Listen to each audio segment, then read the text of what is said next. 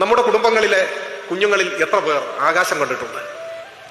എത്ര പേർ പൂക്കളും ചെടികളും പക്ഷികളും അവർക്ക് പരിചിതരായ ചെടികളും പക്ഷികളും പൂക്കളും ഒക്കെ ഉണ്ട്?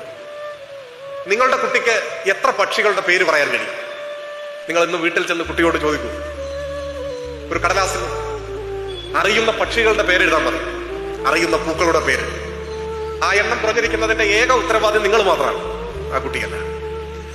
അങ്ങനെ പക്ഷികളെയും പൂക്കളെയും ശ്രദ്ധിക്കുമ്പോഴാണ് ഇടയ്ക്ക് വെച്ച് ചിലത് അപ്രത്യക്ഷമായി എന്ന് മനസ്സിലാക്കാനാവില്ല.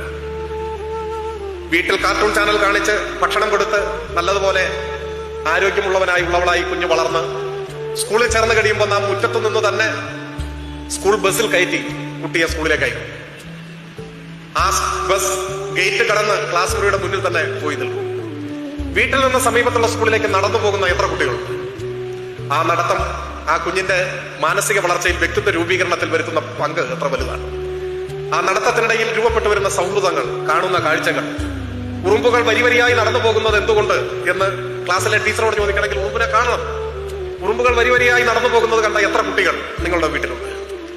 അപ്പോ വീട്ടിൽ നിന്ന് പാക്ക് ചെയ്ത് സ്കൂളിലേക്ക് അയക്കുന്ന ഒരു പാർസലാണ് കുട്ടികളിൽ തിരിച്ചുത്തരവാദിത്വത്തോടെ സ്കൂളിൽ നിന്ന് ഒരു മടക്ക പാർസൽ വീട്ടിലേക്കും വരും.